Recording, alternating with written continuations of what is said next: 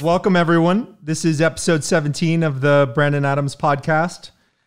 I'm with Jonathan Shecter on Twitter. He's at Shecky Green. Jonathan, welcome. Hello, Brandon. Thank you. It's been a long time. I had to reacquaint myself with the bio. I couldn't believe that it was 1990 that you graduated from school. You haven't aged a year. You have one of those minds that just doesn't age. Oh, well, thank you. I appreciate that. Yeah, I'm old now. I'm up there. I'm getting up there, but okay. All good. So take me back to 1980s Harvard. You have, at that point, what was peak griminess of Harvard Square? What was it? Was it early 90s or was it late 80s? I got to Harvard in the fall of 86. So I was there from 86 to 90.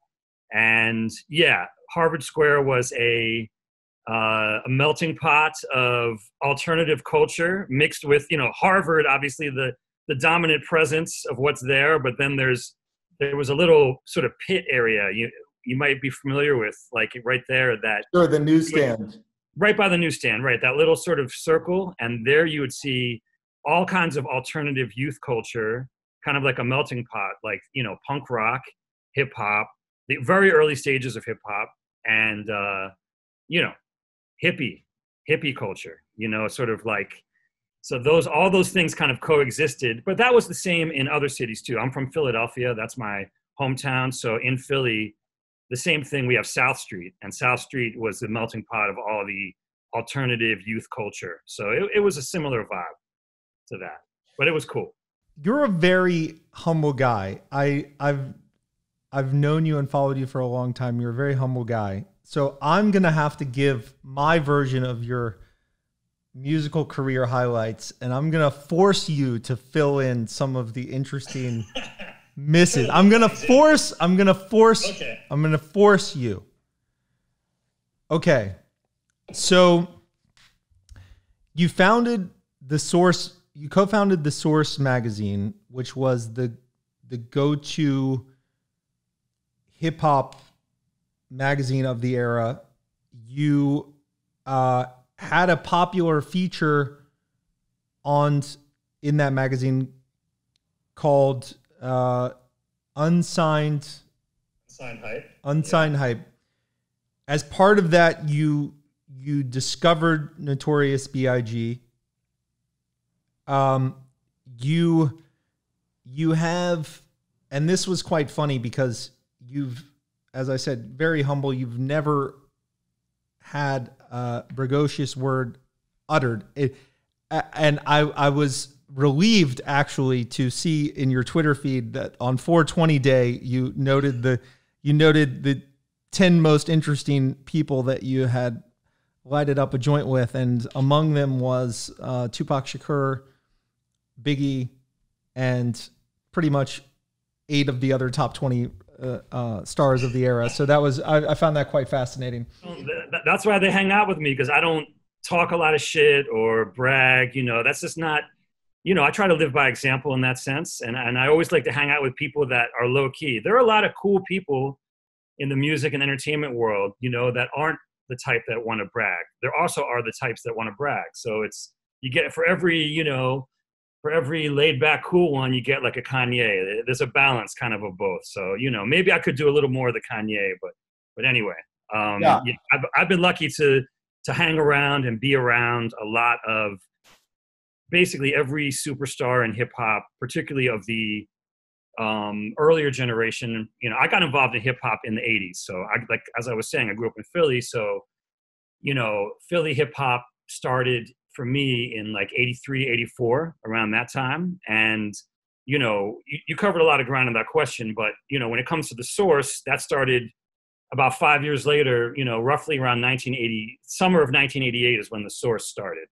And that was while I was an undergraduate at Harvard, along with my partner at the time named Dave Mays. And, He was also a Harvard student. And that was, sort of a project that we started as a side project, while we were still students, and it evolved into a full-fledged business and a magazine, a very influential magazine, probably the most influential in hip hop history. Is it fair to say also that the magazine stand in Harvard Square was an influence? You'd kind of hang around there and you'd be like, all right, what's missing? They've got pretty much everything covered.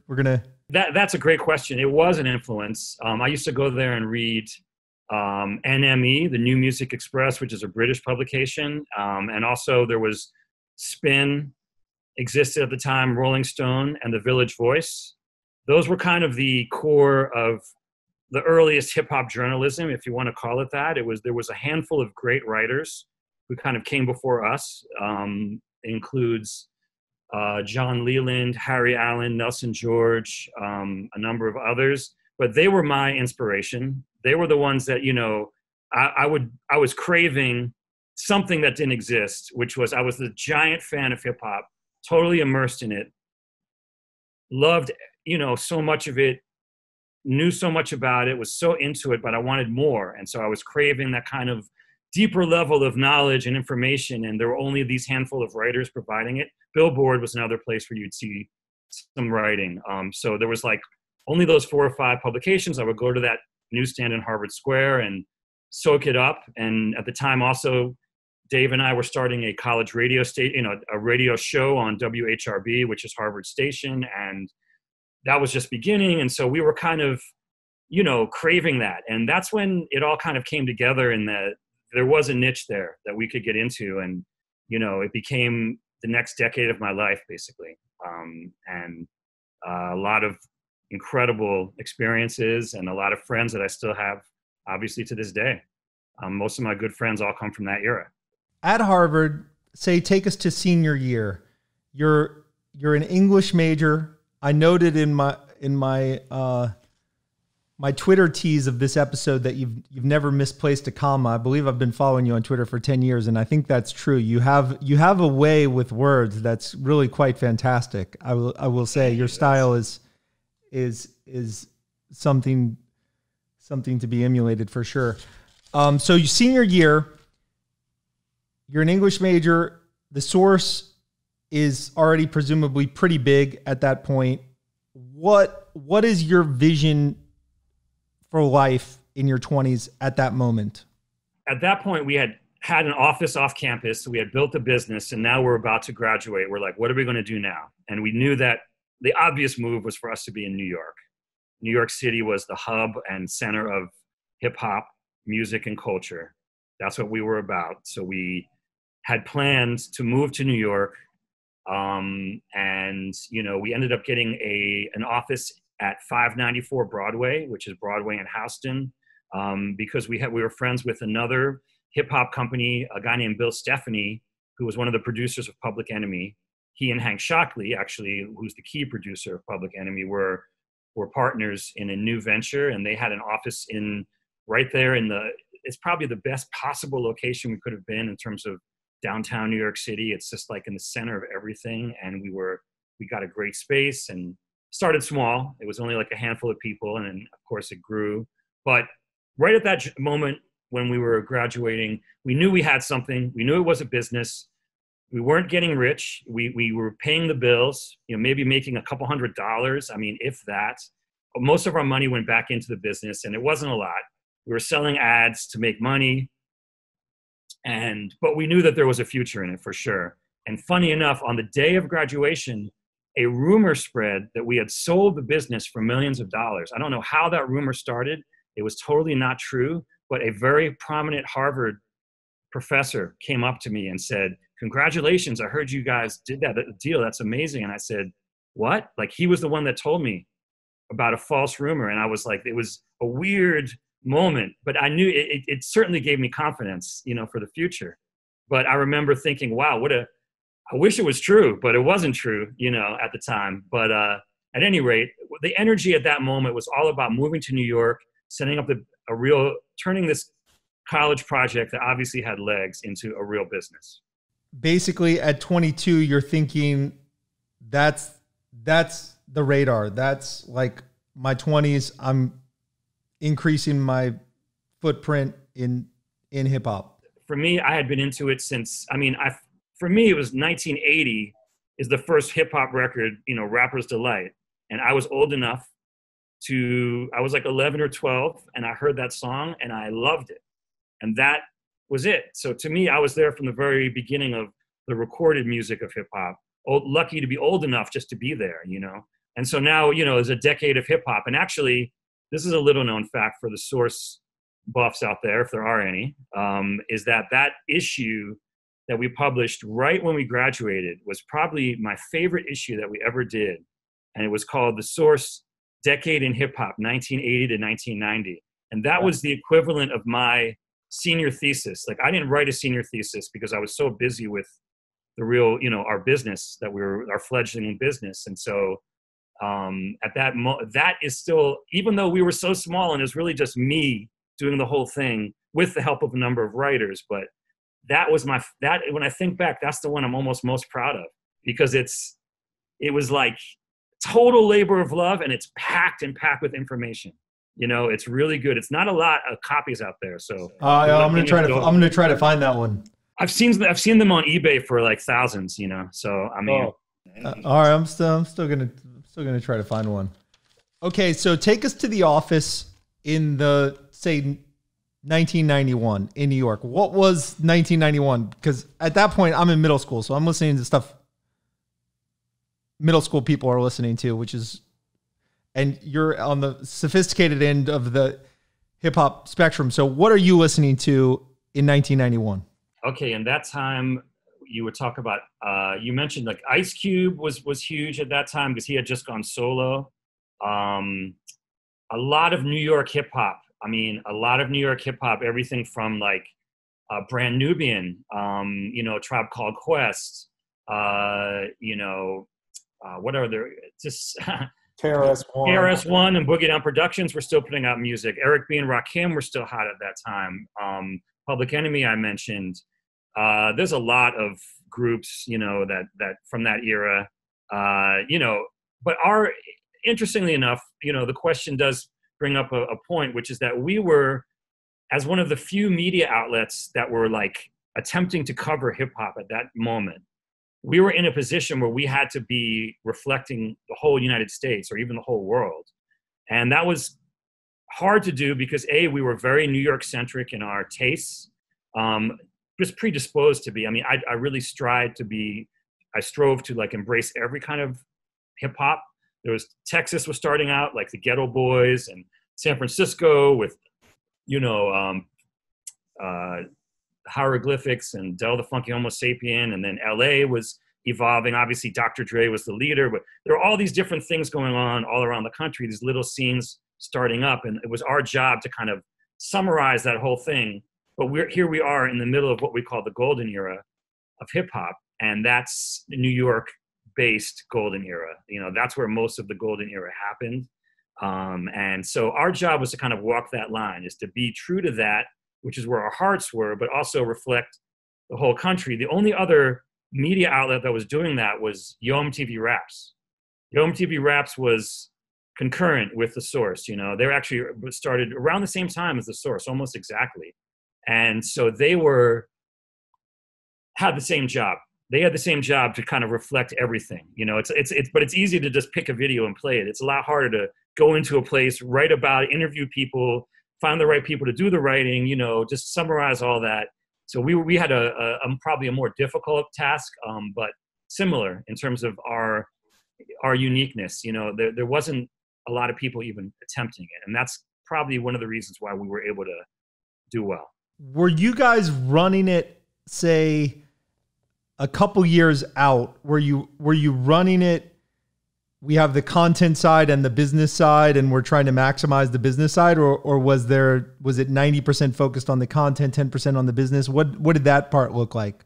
My job as editor-in-chief was to oversee the content, and Dave Mays, my partner, we actually had 4 partners that were the original core team, myself and Dave, along with James Bernard and Ed Young. And basically 2 of us oversaw the editorial side and 2 of us oversaw the business side. We all participated in this, you know, the conversations about everything. But in the end, I was the editor-in-chief and Dave was the publisher. So the job of a publisher is to focus on ad sales and circulation, the two revenue streams of you know, an old school publishing business before the internet and before other technology. So that was how the responsibility is on a day-to-day. But of course, we were all young, we were all learning. We never took any class about how to run a business, how to run a magazine. None of that was even offered. You know, we took a liberal arts education, but, you know, we were all, you know, learning as we went along. But in the end, day to day, that was how the responsibilities were divvied up. Now, is it fair to say that there might have been a disconnect between the fact that the magazine, as you said, wasn't making all that much money, but the cultural influence was so extreme that who you chose to put on the cover might make millions of dollars of difference, or might make careers or not. So there must have felt like there was a tension there. Yeah, that's a great point. You know, that's often the case with journalism, isn't it? I mean, a lot of times journalists cover people that are like much better off with the coverage than the journalists would be, in the sense, you know, that in that sense, we were, you know, of course we were striving to be as successful as we could. And that point, that meant selling ads and selling issues. And someone said, I remember back at the time, yo, the source goes gold every month, you know, and that's an interesting way to think about it, in that we, at our peak, we were selling hundreds of thousands of issues every month. For record to go gold, that's considered a big success. Of course, platinum is even bigger success. So it was frustrating to know sometimes that when we were selling hundreds of thousands, we weren't necessarily making the money that would reflect that. But, you know, as it went on, we became a very stable business, you know, for what you can do for a magazine, you know, at that time. So yeah, I mean, there was aspects of that, of that disconnect. As the, not to say center, but as hip hop did shift to be more West Coast centric, it seemed that you were involved with that world. You were knowing the players and so forth. How did that come about? It was just naturally you were following it from the beginning? Like I said, I mean, my goal was always to connect with the whole US version of it. You know, when I'm in that seat as editor-in-chief of The Source, my job is to cover everybody. So we evolved with the culture. That also, similarly, and maybe even equally as, you know, or even more important, is the way hip hop burst into other verticals like television, film, advertising, fashion, you know, all these huge things that was really what spurred us forward. Just the idea that now hip hop meant all these TV shows about hip hop, all these films, all these fashion lines. You know, you still see, you know, what's his name on Shark Tank? You know, that guy, you know, he started, Damon John started FUBU, and that he came into our office and all that. And, you know, he's one of the guys that from our era, you know, who made it big, obviously. And he, you know, that's just that reflecting that, you know, that part of it was really how we grew, because that enabled us to sell ads to all the film companies, to sell ads to companies that were using rappers in their sponsorships, like electronics, sneakers, you know, all of that, soft drinks, you know. So that was kind of how we grew. Was that fully a cause for celebration, hip hop growing, or was there a bittersweet aspect to the fact that maybe middle school suburbia is all of a sudden listening to hip hop all day? Did you find that something to be celebrated, or did you find that like a little weird all of a sudden that all of a sudden it became so big that That's a great Connecticut middle school prep kids were like listening to it all day? Was that any music fan? If you like any alternative music, if you love reggae, if you love punk rock, if you love hip hop, if you love hard rock, if you love metal, whatever, there's always going to be a time when an artist gets really big and crosses over into the mainstream, into the pop world and all that. And yes, when you're like 16, 17 years old, that makes you mad. But when you're like 20 something, 30 something and above, you don't necessarily get mad anymore because you understand that that's good. That's what you want to happen, you know? There is definitely we all have a 16-year-old side of us that wants the underground thing to stay underground, but nowadays that it's like we're so far past that. Now underground, commercial, everyone's distributing everything instantly. All those values have changed now. But back then, yes, the big example is Run DMC. You know, Run DMC are the most important early hip hop group. And, you know, they changed everything. They changed the game for everybody. And when they got big with Walk This Way, I was mad. Just like you're saying. I was angry.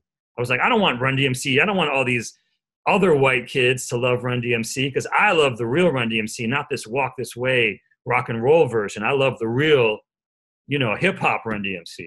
So that, I definitely understand that feeling. I get it. But now, you know, you got to have to, you know, at the time when we're doing the source, I was already into the more mature mindset of we want this to happen.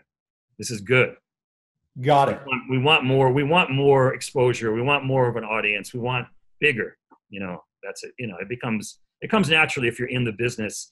Like Vanilla Ice, you know, is considered probably like the worst rapper of all time. Right. So at the time, he's the one that makes the most people angry. Right.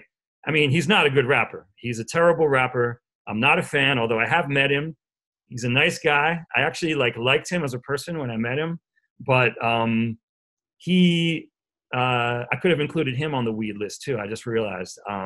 But anyway, he, you know, at the time he was like a joke and he was huge, but everyone's very angry. But believe me, anyone who's in the business would have killed their mother to be able to have him on their label or have him as a manager, you know, to manage him or to be connected. You know, business is business. And so that kind of takes over, I think. And there's nothing wrong with that. That's just the natural flow. Like, it's good for the culture for things to get bigger. And that means more of the culture will happen. And then you kind of come to that understanding. I'm going to jump forward in time, and I want you to bridge the gap with highlights. I'm going to jump forward in time because you had the incredible experience of seeing this happen twice, because then in Vegas, you were very early in electronic music. And so take me into how did that start? What was it like from the very early days to you being director of programming at Wynn and signing these multi-million-dollar contracts? I came out to Vegas in 2003, and that was right when the nightlife scene was exploding. That wasn't necessarily why I came here, but I did see a lot of potential in that area. And so I started bringing my DJ friends to DJ, and that was DJ AM, Mark Ronson, Stretch Armstrong, and then a lot of other hip hop guys. And so we lived through like this big boom in like hip hop style DJing, also now called open format, you know, whatever you want to call it, but from a hip hop point of view. And then sadly, you know, DJ AM, who was the leader in the field, passed away. And that happened in 2007. And after that, everything changed. You know, it wasn't just him. That wasn't the only reason, but the hip hop sound kind of phased away, and like this dance music, up tempo, EDM, electronic music, whatever you want to call it, sound, faster tempo began to take hold. And strangely, as the economy tanked, because Vegas got hit really hard when the 2008-09 crash, just like it's getting hit hard right now with this, you know, pandemic. And Miami, both those cities get hit the hardest usually when these things happen. But Vegas, right when the crash happened, is when EDM started taking hold here. So interestingly enough, I believe that EDM and food and beverage, nightlife, day clubs, bars, you know, that whole sort of category is what saved Vegas during the 2008-09 crash. And at that time, I started working with Wynn as a director of programming, meaning that I was the person that was making a lot of the decisions about DJs and music.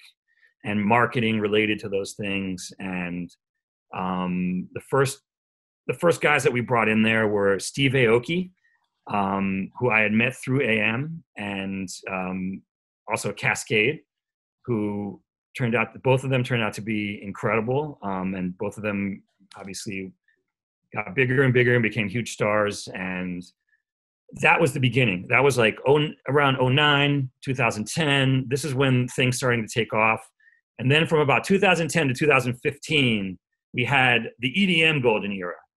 And the EDM golden era is when, just like, these giant, mostly European artists / producers / DJs emerged, led by some older guard guys like Tiesto, but also now we have Avicii and Afrojack and, many, many others, of course, Calvin Harris. And that was the era, David Guetta. This is the era of the EDM golden era, basically. And I was right there, watching it, participating in it, in the DJ booth as these things happen. And it was huge, man. I mean, Vegas really took off with the music, with electronic music. It's still there. It's still here. It still exists. But that was the just rocket ship up, era. And I don't know where all the money came from, because it was supposed to be a downswing in the economy, but it brought just endless thousands of young partiers willing to spend $5,000 or $10,000 on a bottle and all that, on table, and and all that kind of thing. And so that era is no longer with us, and not just because of this pandemic, for other reasons too. That era is no longer with us. But that's, it was a great time, and I'm glad that I got to see it and be part of it. And, again, there's some guys that are still standing and still going strong. Some of them have faded away a little bit, but I mean, it was very intense, and it was very fun, and it was a lot of good times, and a lot of money was made by everybody.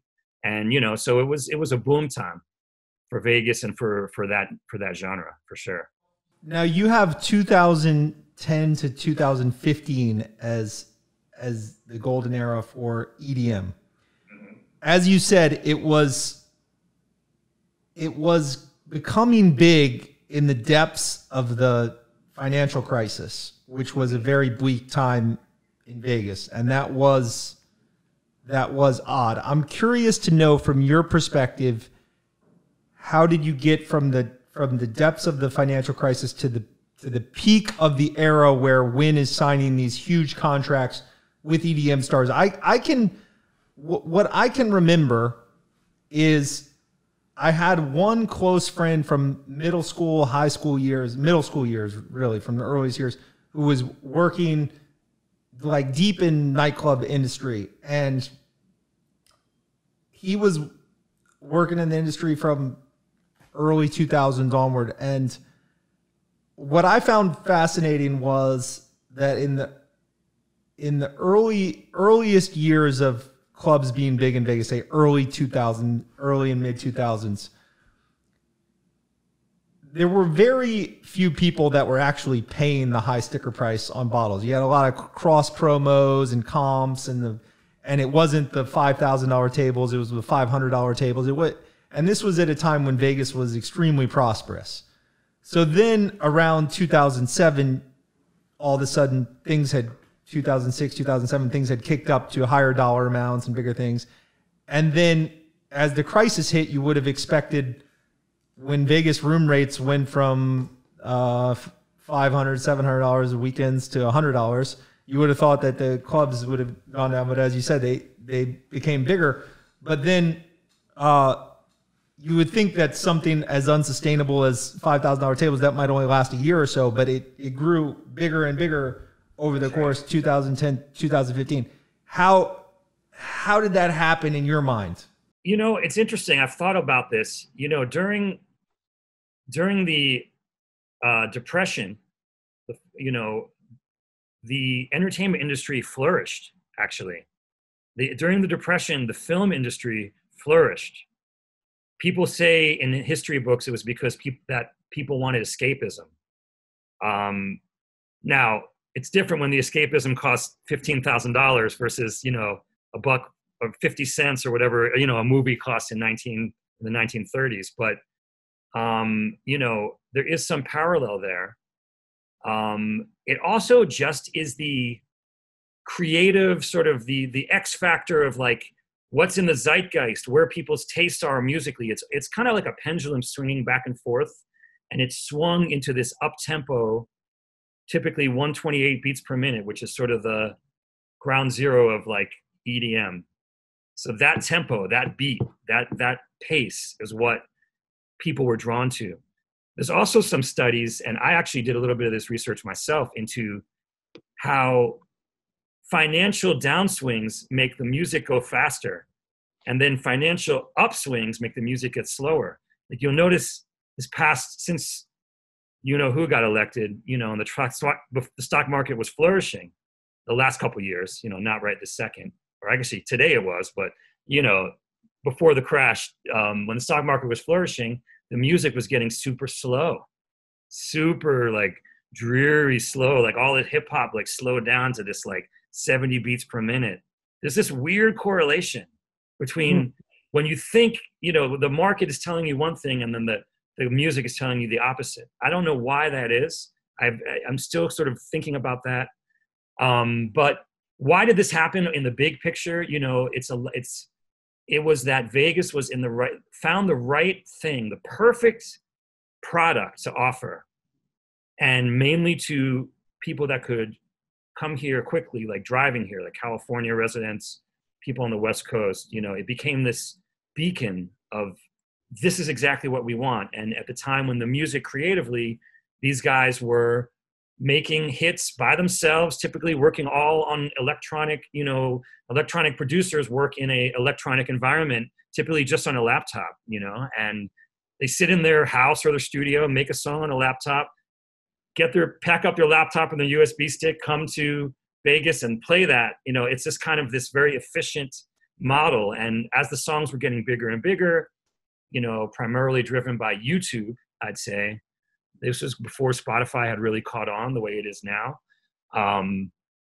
This would just drive, and then social media. I mean, also like those guys that were good at marketing themselves on social media got bigger and bigger too. So, you know, a confluence of factors led to an unexpected boom in dance music, and Vegas was where it happened. And EDC coming here was another factor. You know, it just became the place where this happened. And there was a point around, I think it was 13 or 14, that when we were at Wynn, that we signed, I think, 45 resident DJs that year. That's crazy. 45, you know. That's insane. Yeah, it was like, that was the peak. That was the moment. And then after that, actually all those people, all those artists, producers, DJs scattered. And that's kind of when Hakkasan came up and other nightlife companies started infringing on Wynn's position as the dominant. They're still the dominant. Wynn is still the best brand for hospitality nightlife in terms of that segment. But, you know, other companies started to infringe on it. And then and we all knew that this was only going to be like a 1-year thing, and that we all kind of anticipated. And I must give credit while we're talking about this to Sean Christie, who has been my friend and mentor and sort of partner and just a great force in this whole thing. He's the guy that really made it happen at Wynn, and I was like alongside him. So he's the person that envisioned this giant thing really more than anybody. So I give credit to him, and Jesse Waite, who also was at Wynn at that time, kind of running the nightlife division. But yeah, along the way, it was huge, and a lot of factors contributed, but it was great while it lasted. You know, the other thing is that it's not really sustainable. And the big example of that is Chaos at the Palms, which was a giant $100 million nightclub project that went bust very quickly after it opened, like in less than 6 weeks or 2 months from opening, it went bust. And that marks probably the end of that. The end of the mega club, where it feels awkward if like it's 30% full because it's such a big spectacle. Right. Now, post-pandemic, everything's off the table. Everything's different. But I'm just saying, before the pandemic, this was already happening. There already was a trend away from the big overpriced DJ artist and more towards a mid-size lounge, dining, more cool, laid-back nightlife experience. That's where things are heading. Before the pandemic and after the pandemic, I feel that's where things are going. It's no longer about this giant guy and you have to spend like all this money and all that stuff. It's more about, a cooler, more low-key experience. I feel like that's where things are heading, and will continue to head. Take us to Medium. I love the model of longer form.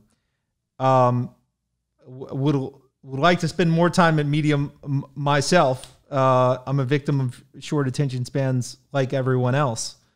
But so take us to Medium. As I mentioned, one of the great things that happened during my time at the Wynn is I got exposed to all these tech executives and people who I really was, admired. And one of them, Ev Williams, was, he's very well known as the founder of Twitter and blogger, was starting a new thing called Medium. And we, he told me about it very early and it evolved a bit. And I think about a year into its life, I ended up going over and temporarily moving to San Francisco to work there and to help build up the editorial side of Medium. And for about a year and a half, I was there full time overseeing a music publication called Q Point, but also just in general shaping like how they dealt with user generated content and different aspects of how the editorial engine there worked. In that, the company has pivoted multiple times since then. I'm no longer there full time. I still have a great connection and relationship with them. Over the last 3 or 4 years, I've been doing something else, which I'll tell you about.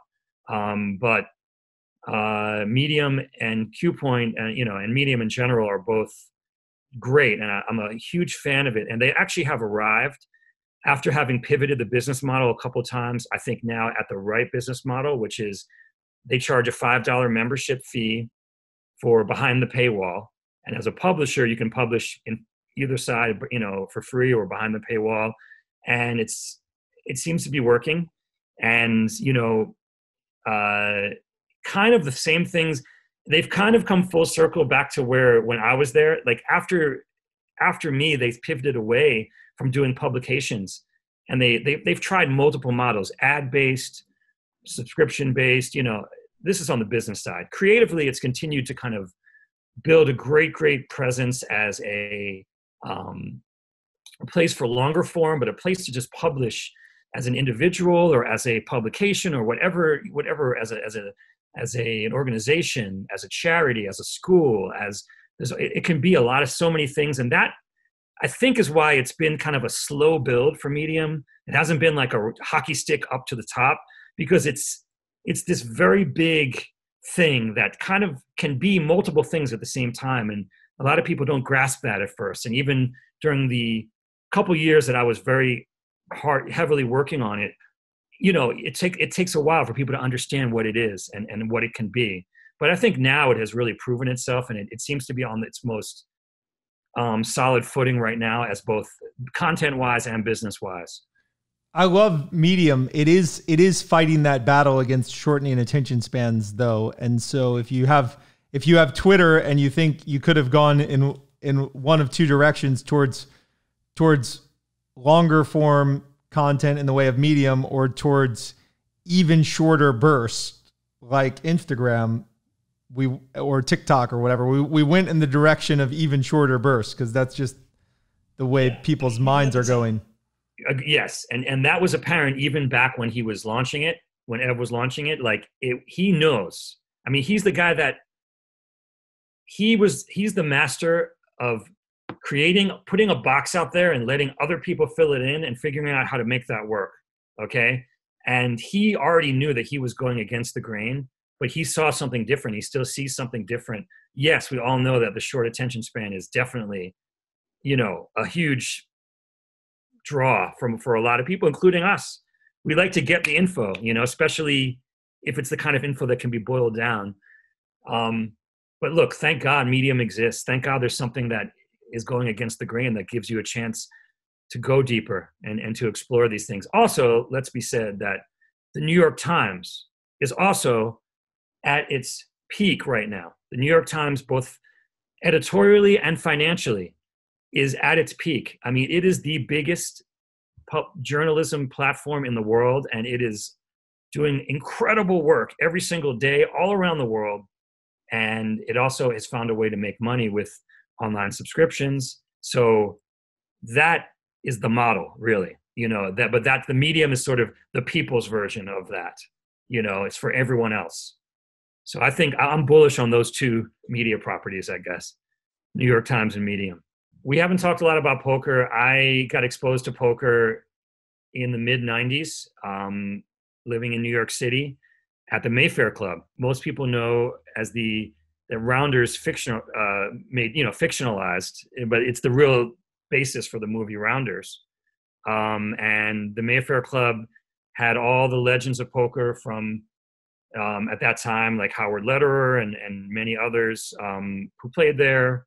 But I got, I just I guess I always had it in me I just like, I enjoy games that involve skill and money, so I just was drawn to it, and I was learned, the hard way, just like everyone else. But over over a period of time, I was, here in Vegas during, I guess when we met was probably my most avid poker time, which was the early 2000s, late 90s, early 2000s, especially at Bellagio.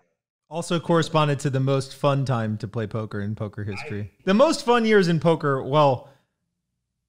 2003 through 2000, end of 2007, those were the most fun years. And you can make cases for any of those years, but probably like late 04 through World Series 06. That would be like peak. And to me, I think in terms of just most interesting characters, most interesting situations. So I should mention, just as a point, that Brian Koppelman and David Levine, who are the writers of Rounders, are good friends of mine. I used to play Heads Up, No Limit with Brian Koppelman in his office when he was working, doing A&R for a record label, for a big corporate record label. And I took him down to Mayfair, and he met some of the characters that, populated that place, including a lot of very interesting, funny, and oddball and crazy people. And one of them was a guy named Joel Bagels, who was just an amazing person, rest in peace. And Brian went a couple times and was an extremely aggressive, no limit hold'em player. He would play like every hand to the end, but like any aggressive player, would have the big swings up and down, and was always a great sport, and everyone loved him. For obviously, that's who you love, right? That's the best player everyone wants to see in any game. So he hit it off real fast. Like I took him down there maybe a handful of times. He started hitting it off with everybody. He disappeared for a month and came back, and he hands me a script, and it's Rounders. So credit to him for being able to just take that probably a few weeks of experience and turn it into like this iconic movie. That's unbelievable. And so am I right that that Mike is the main character, right? In Rounders, that it's Huckseed, although Huckseed wasn't really playing in New York at the time so much, right? But it was based on Huckseed? No, I took Huck to Mayfair a couple times actually. But back then, that character is kind of an amalgamation of a few different people. Brian himself, I think, because he went to law school. So remember, there's a whole law school side of it. Mm-hmm. And then I think it was just a fictional character. It's not really based on any one person, but they did have Eric Seidel was a consultant at the time. A few other poker players were around the production and were consultants and stuff like that, but there weren't a lot of I can't say that there was any one person. But of course Joey Knish is based on Joe Bagels. That much is very clear. And also, what's his name? Teddy KGB? Or what's the I can't remember. Teddy KGB. Teddy KGB is the fictional one, and the real one is why am I blanking right now? But there's a real Teddy KGB also. But that was a great time. I mean, there was these were in a gray area, but the Mayfair was a nice place. You would go and you could get a massage, you would get a nice meal. There were pool tables, there were TVs. It was a nice place to play poker. But it was, they had great security also, so they never really had any problems. But a lot of the other places that were trying to be like the Mayfair, they ended up always getting robbed or things like that would happen. So it was a wild time living in, that poker scene at that time. But yeah, fast forwarding to the prime time, which was like those early 2000s at Bellagio, that was when I really enjoyed it the most, for sure. And I was playing damn near every day. I was mostly playing 10-20 no limit. It was awesome. I love those days. That was that era. The difference between then and now was at the poker table, you would meet such outrageous people. Like the characters were so much more colorful at that time. And many different styles of play. I think now, I don't know, I don't play very often anymore. I play occasionally, but it seems like we're kind of in a different phase strategically. Like back then there was all these different styles kind of happening, but now am I wrong that there seems to be more like everyone's trying for like a certain style of play and it's less variety, or maybe I'm wrong. I don't know. I don't know. That's true. There's definitely been a convergence, and that is just a function of we have a static game. Naturally, we're going to learn about it. And now we have computing power applied as well, which means that poker is becoming somewhat trivialized over time. And yeah, poker is never going to be the same. We've got to the point where, not that we're going to know the solutions, but it's certainly possible that 5 years from now, everyone plays with their computerized glasses and knows exactly what to do in every situation and just does it. Wait, what year was the Moneymaker? 2003. Right. So that was the boom time. Right. So that's the golden era of poker. Let's call it that, since that's the theme of today. But yeah, I agree. That was a great time. And there was a lot more money sloshing around, I think. A lot more loose money sloshing around at those levels. Now when I play smaller. I play 2-5 or sometimes 5-10, but I feel like it's, yeah. I mean, also, by the way, 10-20 now is a really big game now. It got way bigger. When I would play, I would buy in for like a few $1,000s. Now I see people sitting with like 30 or 50K in 10-20. So I wouldn't want to do that. And what was possible in terms of winning money was much different back then. You could have win rates that were pretty outrageous by today's standard. Today, those people playing 10-20 are trying to make a few big blinds per 100 hands. It's not the same. It's not the same game as it was. So take me to the present. Okay. So for the last 3+ years, I've been working with a new music platform called Playback Prodigy. And what we do is provide background music for many high-end resorts, casinos, restaurants, lounges, fitness centers, retail stores, et cetera, et cetera. So this began almost as a hobby also. Basically, while I was in San Francisco working with Medium, someone at one of the major casino resorts, Aria, contacted me and said, "Hey man, our music sucks. Can you please help us?" And I said, even though I worked with Wynn and I worked with casinos for over a decade at that point, I had never focused on that exact niche, although I had thought a lot about it. Of course, I'd heard it every day. And I said, you know what? I'm sure I could. Let me figure it out. So I started helping them out with music in different ways, first in the form of DJ mixes and then later with individual songs, and first using other people's software and then a partner and I came together, a guy who's a DJ and a technology guy, and we decided to build our own. So we built our own platform and started using it first at Aria, and then people loved it, and we started spreading all around the MGM world, and then many restaurants and just, other casinos, other properties, other companies.